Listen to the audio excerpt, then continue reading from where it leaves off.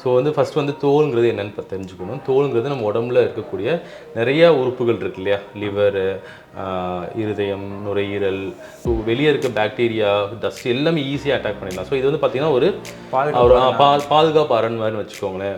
நம்மளுக்கு வந்து சில நோய்கள் வருது, தோல் வந்து சில மாற்றங்கள் வருது. எண்ணெய் சுரப்பிகள் அதிகமாக இருந்து எண்ணெய் சுரக்கும் போது அவங்களாம் வந்து வெளியே போனாங்கன்னா வெயில் படும்போது ஈஸியாக அவங்க டேன் ஆகிடுவாங்க. ஸோ தோலுக்கு தேவையான விஷயங்களை முத தேவைப்பட விஷயம் ஈரப்பதம். தோல் வந்து ஒரு எதனால் கருக்குது ஃபஸ்ட்டு அப்படின்னு பார்த்தீங்கன்னா, வெயில போகும்போது நம்ம உடம்புல வந்து சில மாற்றங்கள் நடந்துடக்கூடாதுங்கிறதுக்காக நம்ம உடம்புல மெலானின் அப்படின்னு சொல்லக்கூடிய ஒரு ரசாயன பொருள் வந்து உற்பத்தி ஆகிடும். ஸோ இது வந்து ஆண்களும் வந்து நம்ம சொல்லலாம், நம்ம ஃபாலோ பண்ணலாம். எப்படின்னா, மோஸ்ட்லி பைக்கில் போகும்போது ஒரு ஹெல்மெட்டு, எனக்கு இந்த காஸ்மெட்டிக், இன்னைக்கு இந்த காஸ்மெட்டிக், அவங்க அந்த லிப்ஸ்டிக் போட்டாங்க, இதெல்லாம் வந்து அவாய்ட் பண்ணிக்கலாம். ஃபங்கஸ் இன்ஃபெக்ஷன்ங்கிறது வந்து பார்த்திங்கன்னா பூஞ்சைன்னு சொல்லுவோம் நம்ம தமிழில். ஸோ அது வந்து எப்போ வரும்னு பார்த்தீங்கன்னா, நம்மளுக்கு வந்து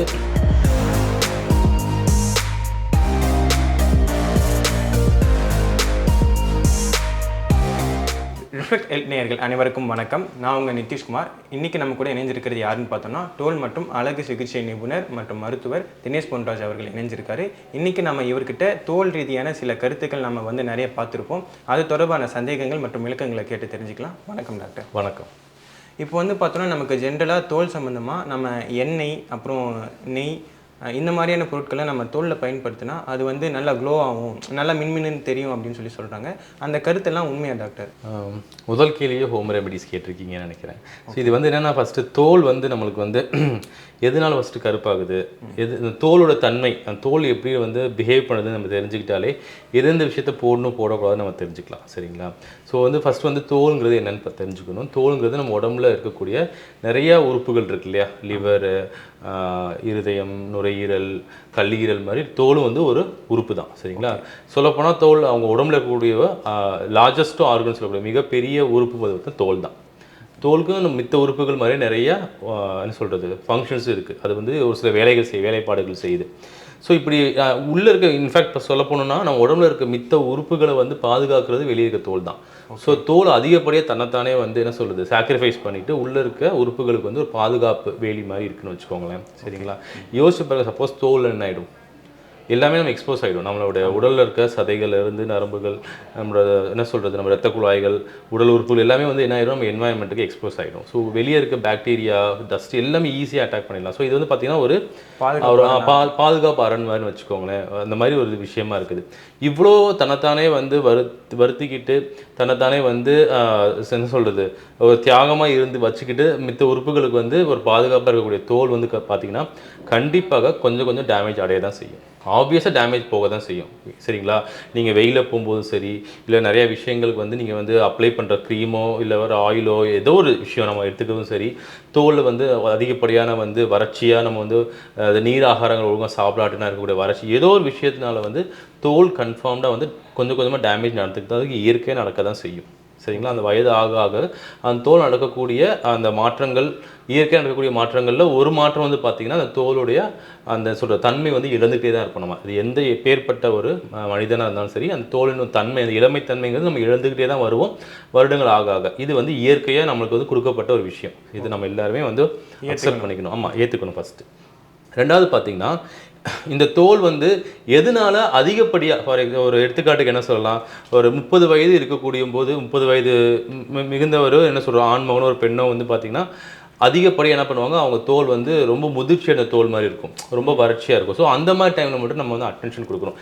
எதனால வந்து இவங்களுக்கு வந்து அதிகப்படியாக வந்து பார்த்திங்கன்னா தோல் வந்து அதிகமாக என்ன சொல்கிறது டேமேஜ் ஆகிருக்கு அப்படிங்கிற ரீசன் நம்ம வந்து பார்க்கணும். ஸோ வந்து இயற்கையாக நடக்கக்கூடிய விஷயங்களை வந்து நம்ம வந்து எடுத்துக்கணும், அக்செப்ட் பண்ணிக்கணும். நம்மளுக்கு வந்து சில நோய்கள் வருது, தோல் வந்து சில மாற்றங்கள் வருது அப்படிங்கிற பட்சத்தில் அது எதனால் வருதுங்கிறது நம்ம கண்டுபிடிக்கணும். ஓகே, சரிங்களா? ஸோ தோலோட தன்மை மாற்றங்களுக்கு, அதாவது தோல் வந்து மாற்றத்திற்கு உட்பட்டது. ஓகே, இது வந்து நடந்துக்கிட்டே தான் இருக்குது, நம்ம எடுத்துக்கணும். ஸோ வந்து இப்போ தோல் திடீர்னு வறட்சியாக இருக்குது, தோல் வந்து எனக்கு ரொம்ப அதிகமாக வந்து ஆயில் வந்து ரொம்ப சுரந்துக்கிட்டே, எண்ணெய் வந்து அதிகமாக இருக்கு என் தோலில் அப்படின்னா, அது வந்து சில சமயம் வந்து இயற்கையாக கொடுக்கப்பட்ட ஒரு என்ன சொல்கிறது தோலாக கூட இருக்கலாம். தோலில் வந்து ஈரத்தன்மை இருக்குங்கிறது நல்ல விஷயந்தான். ஆனால் அந்த ஆயில் அதிகமாக இருக்கும்போது என்ன ஆயிரும் அப்படின்னா, உங்களுக்கு வந்து சில அது வந்து அதுக்கு ஒரு என்ன சொல்கிறது ஒரு ஃப்ளிப் சைடு சொல்லக்கூடிய ஒரு நெகட்டிவ் ஆஸ்பெக்டும் இருக்குது. என்னென்னா வந்து முகப்பருக்கள் அதிகமாக வரலாம். ஓகே, சரிங்களா? எண்ணெய் சுரப்பிகள் அதிகமாக இருந்து எண்ணெய் சுரக்கும் போது அவங்களாம் வந்து வெளியே போனாங்கன்னா வெயில் படும்போது ஈஸியாக அவங்க டேன் ஆகிடுவாங்க.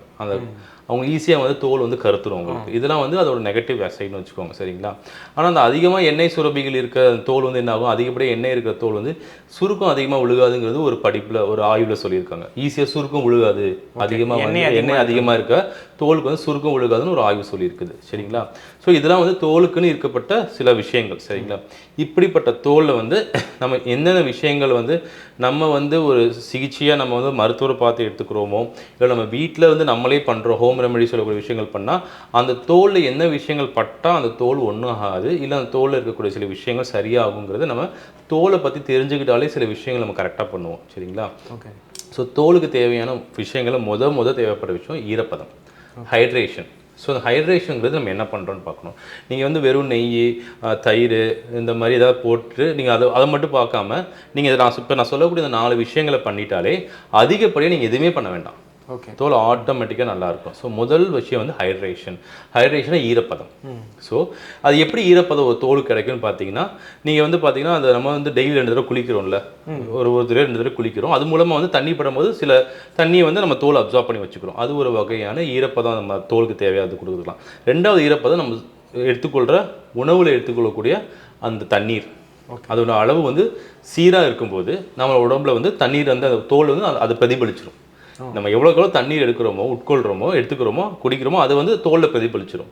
ஸோ அதிகப்படியாக தண்ணீர் குடிக்காமல் நீங்கள் உள்ள வறட்சியாக இருக்கும்போது ஆட்டோமேட்டிக்காக தோலில் அது காமிச்சு கொடுத்துரும். ஸோ ஹைட்ரேஷன் சொல்லக்கூடிய ஈரப்பதத்தை வந்து ஃபஸ்ட்டு மெயின்டைன் பண்ண எல்லாரும், சரிங்களா? அதுக்கு வந்து நம்ம வந்து என்ன பண்ணணும், ஒரு முறையோ 2 முறையோ குளிக்கலாம். அப்புறம் வந்து பார்த்திங்கன்னா நம்ம வந்து தண்ணீர் உட்கொள்கிறத வந்து அந்த சீரான ஒரு அளவான லெவலில் வந்து மெயின்டைன் பண்ணிக்கலாம். ஒரு சில பேர் சொல்கிறாங்க 2 liters per day, 3 liters per day சொல்லுவாங்க. நாளைக்கு 2 லிட்டர் 3 லிட்டர் 6 லிட்டர் குடிக்கிறவங்களாம் இருக்காங்க. நீங்கள் எவ்வளோ குடித்தாலும் தேவையானதை மட்டும் தான் உடம்பு வச்சுக்கணும். அது எல்லாமே சிறுநீராக கழிக்கப்பட்டுரும், சரிங்களா? ஸோ அது வந்து நம்ம என்ன வேணுங்கிறத மட்டும் நம்ம லெவல் என்னங்கிறத ஃபிக்ஸ் பண்ணிட்டு நமக்கு ஏற்ற மாதிரி நம்ம குடிச்சிக்கலாம், சரிங்களா? இது வந்து ஹைட்ரேஷன் பார்ட். ஸோ 2வது வந்து பார்த்தீங்கன்னா சன் ப்ரொடெக்ஷன், அதாவது சூரிய ஒளிக்கதிர்லேருந்து நம்மளோட தோலை வந்து எந்த அளவுக்கு நம்ம வந்து பாதுகாப்பு பார்த்துக்கிறோமோ அந்த அளவுக்கு வந்து தோலில் வந்து அதிகப்படியாக டேமேஜ் நடக்காது. அந்த டிஎன்ஏ இருக்க அந்த டீலோமரேஸ் டிஎன்ஏ அது வந்து ஒரு டெக்னிக்கல் டேர்ம்ஸ் அதெல்லாமே. அந்த DNA damage, sun induced photo டேமேஜ்னு சொல்லுவோம் ஆங்கிலத்தில். ஸோ இதெல்லாம் வந்து நடக்கிற சான்சஸ் ரொம்ப ரொம்ப கம்மி. அப்போ வந்து பார்த்தீங்கன்னா அதாவது ஒரு தோல் வந்து ஒரு எதனால் கருக்குது ஃபஸ்ட்டு அப்படின்னு பார்த்தீங்கன்னா, வெயிலில் போகும்போது நீங்கள் வந்து ஒரு வெயிலில் போகும்போது இந்த சூரிய ஒளிக்கதிர் ultra violet B rays A rays படும்போது என்ன ஆகுதுன்னா, நம்ம உடம்புல வந்து சில மாற்றங்கள் நடந்துடக்கூடாதுங்கிறதுக்காக நம்ம உடம்புல மெலானின் அப்படின்னு சொல்லக்கூடிய ஒரு ரசாயன பொருள் வந்து உற்பத்தி ஆகிடும்.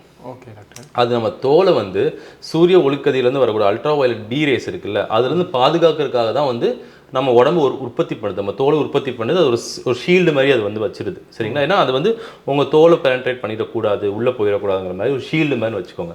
அது மெலானியில் பட்டு திருப்பி அந்த சூரிய ஒளிக்கதிர் மேலே ரிஃப்ளெக்ட் ஆகி போயிடும், சரிங்களா? ஸோ அதிகப்படியாக நீங்கள் வந்து என்ன பண்ணுவீங்க, வெயிலில் போக போக போக உங்கள் உடம்பு என்ன பண்ணும், உங்களை பாதுகாக்கிறதுக்கு இன்னும் மெலானின் அதிகமாக சுரந்துக்கிட்டே தான் இருக்கும். ஸோ என்ன ஆயிரும், மெலானின் அதிகமாக இருக்க தோல் எப்படி இருக்கும் பார்க்குறதுக்கு, ஒரு கருத்த மேனியாக தான் இருக்கும் பார்க்குறது, கருப்பு கலரில் தான் இருக்கும் பார்க்குறதுக்கு. ஸோ நீங்கள் வெயிலில் போய் உங்களோட தோல் கருப்பாகுதுன்னா அதுக்கு மெயின் காரணம் நம்மளாக தான் இருக்கும். டேனிங்கு மெயின் காரணம் நம்ம தான். ஏன்னா நீங்கள் வெயிலில் போக போக உடம்பு வந்து உங்களே பாதுகாக்கிறதுக்காக மெலானின் வந்து சுரந்துக்கிட்டே இருக்கும்.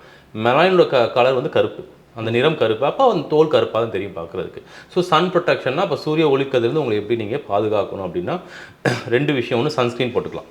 ஓகே. அது கெமிக்கல் ப்ரொடெக்ஷன் சொல்லுவோம். நம்ம ரசாயன பொருட்கள் வச்சு நம்ம வந்து ஒரு சன்ஸ்க்ரீன் மாதிரி போட்டு வெளியில் கிளம்புறதுக்கு ஒரு அரை மணி நேரத்துக்கு முன்னாடி உங்களோட முகத்துலேயும் சரி, உங்களோட கால் கைகள் கழுத்து பாங்களை போட்டுக்கிட்டு நீங்கள் அரை மணி நேரம் கழித்து வெளியே கிளம்பலாம். இல்லை அப்படின்னா என்ன பண்ணணும்னா, நீங்கள் மெஜாரிட்டி வெளியே போகும்போது எனக்கு வந்து பார்த்தீங்கன்னா மோஸ்ட்லி கேர்ள்ஸ்லாம் ஸ்கார்ஃப் கட்டிக்குவாங்க பார்த்தீங்களா, பைக்கில் போகும்போது வெறும் கண்ணு மட்டும் தெரியுற மாதிரி கூலர்ஸ் போட்டுக்கிறாங்க, ஃபுல்லாக டிரைவிங் க்ளவுஸ் போட்டுக்கிறாங்க. இந்த மாதிரி பண்ணிக்கலாம். ஓகே. இதுக்கு பேர் ஃபிசிக்கல் ப்ரொடெக்ஷன் சொல்லுவாங்க, ஃபிசிக்கல் சன்ஸ்க்ரீன் மாதிரி ஃபிசிக்கல் ப்ரொடெக்ஷன் சொல்லுவாங்க. ஸோ இது வந்து ஆண்களும் வந்து நம்ம சொல்லலாம், நம்ம ஃபாலோ பண்ணலாம். எப்படின்னா மோஸ்ட்லி பைக்கில் போகும்போது ஒரு ஹெல்மெட்டு, ஓகே, ஹெல்மெட்டுக்குள்ளே பார்த்தீங்கன்னா ஒரு கர்ச்சீஃப் கட்டிக்கலாம், சரிங்களா? ஃபுல் ஸ்லீவ்ஸோ இல்லை ஃபுல் ஸ்லீவ்ஸ் ஷர்ட்ஸோ போட்டுட்டு நம்ம பைக் ஓட்டலாம். ஆஃபீஸில் போனதுக்கப்புறம் நீங்கள் ஸ்லீவ்ஸை மடிச்சு விட்டுக்கலாம்.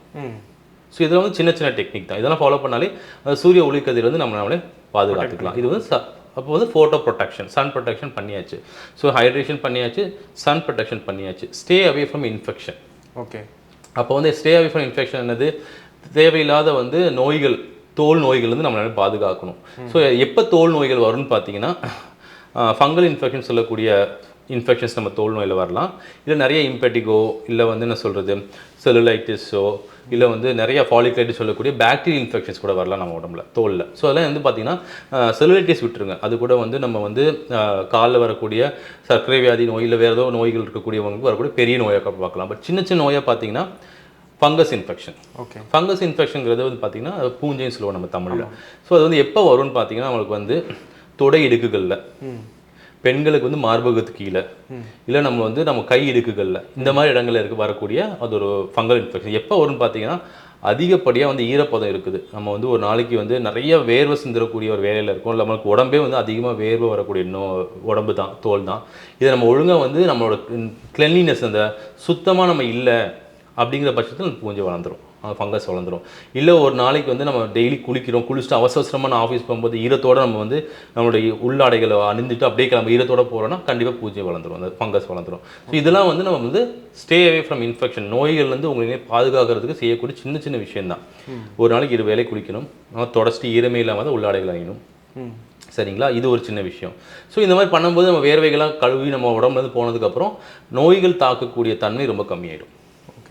ரொம்ப சிம்பிள், அவ்வளோதான். இந்த மாதிரி சின்ன சின்ன விஷயங்கள் பண்ணாலே போதும். ஸோ இந்த 3 விஷயத்தையும் பண்ணிவிட்டு கடைசியாக பண்ணக்கூடிய விஷயம் தான் ரொம்ப முக்கியமான விஷயம். நான் என்னோடய பேஷண்ட்ஸ்க்கு ஒரு அழகிய நிபுணராக சொல்கிறது, ரேண்டமாக காஸ்மெட்டிக் சொல்லக்கூடிய அந்த காஸ்மெட்டிக் ட்ரையல் இருக்குல்ல, எக்ஸ்பெரிமெண்டேஷன். எனக்கு இந்த காஸ்மெட்டிக், இன்னைக்கு இந்த காஸ்மெட்டிக், அவங்க அந்த லிப்ஸ்டிக் போட்டாங்க, இதெல்லாம் வந்து அவாய்ட் பண்ணிக்கணும், சரிங்களா? ஸோ இதுதான் இந்த 3 ஆஸ்பெக்டை வந்து 4 ஆஸ்பெக்ட் நீங்கள் பண்ணாலே நீங்கள் உங்கள் தோலுக்கு எக்ஸ்ட்ரா எதுவுமே செய்ய வேண்டாம்.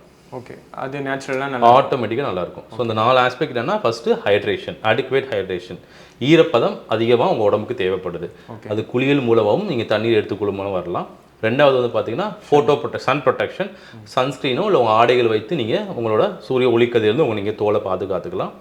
3வது பார்த்தீங்கன்னா ஸ்டே அவே ஃப்ரம் இன்ஃபெக்ஷன், தோல் நோய்களிலிருந்து உங்களை நீங்களே பாதுகாக்கிறதுக்கு 2 வேளை குளிக்கலாம். குளித்து முடித்ததுக்கப்புறம் நல்லா துடைத்துட்டு ஈரமே இல்லாமல் உள்ளாடைகள் அணிந்து கொண்டு நீங்கள் செல்லலாம். இந்த 3 விஷயத்தை அதிகப்படியாக பண்ணாலே தோல் ஆட்டோமேட்டிக்காக நல்லாயிருக்கும்.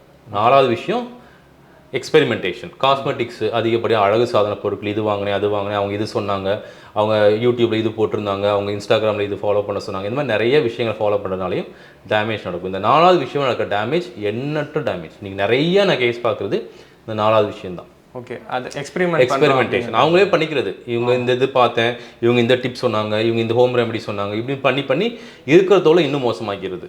ஓகே, அது கரெக்டாக எல்லாருக்கும் செட் ஆகும்னு சொல்ல முடியாது. 10ல் 4 பேர் செட் ஆகும், ஒரு 5 பேர் செட் ஆகாமல் இருக்கும். அந்த மீது 5 பேர் பாதிப்புக்கு உள்ளாகிறாங்க இல்லையா? ஸோ அதனால் இந்த 4 விஷயத்தை நம்ம ஒழுங்காக பண்ணாலே அதிகப்படியாக தோலுக்கு எதுவுமே நீங்கள் பண்ண வேண்டாம். ஓகே டாக்டர், இப்போ வந்து பார்த்தோன்னா அப்போ நம்ம ஸ்கின்னுக்குன்னு சொல்லிட்டு எக்ஸ்ட்ரா ப்ரொடெக்ஷன் எதுவுமே எடுக்க தேவையில்லை, சன்ஸ்க்ரீன் மட்டும் நமக்கு வெளியே போகிறப்ப அப்ளை பண்ணி போட்டுக்கலாம். அதுவும் ஒரு மருத்துவரை பார்த்து அணுகி, என்னோட ஃபேஸ் இந்த ஆயிலியாக இருக்குது, ட்ரையாக இருக்குது, எனக்கு ஏற்ற மாதிரி சன்ஸ்க்ரீன் கொடுக்கணும், சன்ஸ்க்ரீன் அழகாக ஒரு தோல் மருத்துவர் உங்களுக்கு கொடுப்பாரு, அதை நீங்கள் தாராளமாக போட்டுக்கலாம். மற்றபடி நம்ம எந்த கெமிக்கலும் அப்ளை பண்ணி அப்படி நமக்கு பெருசாக தேவையில்லை, பொதுவாக தேவையில்லைன்னு தான் நான் சொல்லுவேன். நீங்கள் சாப்பிட்ற சாப்பாடு, ஓகே, நீங்கள் செய்கிற ஃபிசிக்கல் ஆக்டிவிட்டின்னு சொல்லியிருக்க உடற்பயிற்சிகள், நீங்கள் உட்கொள்கிற தண்ணீரின் அளவு, சரிங்களா, சூரிய ஒளிக்கதில் உங்கள் எவ்வளோ நீங்கள் பாதுகாத்துக்கிறீங்களோ, உங்களோட தூக்கம், இதெல்லாம் கரெக்டாக இருந்தாலே உள்ளே இருக்க என்ன செய்யணும், உங்கள் உறுப்புகள்லாம் கரெக்டாக இருக்கும். உள்ளே இருக்க உறுப்புகள் கரெக்டாக இருந்தால் ஆட்டோமேட்டிக்காக தோல் நல்லாயிருக்கும். ஓகே, அதான் நான் சொல்லுவேன், உள்ளே என்ன நடக்குதோ அதோட இமேஜ் தான் உங்கள் தோல். ஓகே டாக்டர், உடல் உறுப்புகள் சீரன்ஸ்னா ஆட்டோமேட்டிக்காக தோல் நல்லாயிருக்கும். நீங்கள் ஆனால் டேமேஜ் ஆயிடுச்சு, இல்லை டாக்டர் சரி இனிமேல் நான் ஃபாலோ பண்ணுறேன், ஆனால் இது வரைக்கும் டேமேஜ் ஆனது என்ன பண்ணலாம் கேட்டிங்கன்னா, கண்டிப்பாக நீங்கள் தோல் மருத்துவரை பார்த்து போய் நீங்கள் ட்ரீட்மெண்ட் எடுத்துக்கலாம். Okay doctor. மற்றபடி நீங்கள் கேட்ட கேள்வியில் அந்த தயிர், நெய் இதெல்லாம் சொன்னீங்களா, அதெல்லாம் சாப்பிட்றதுக்காக தான் நம்ம வச்சுருக்கோம். அதை சாப்பிட்டா போதும், ஆரோக்கியமாக இருக்கும். தோலில் போடணும்னு அவசியம் கிடையாது.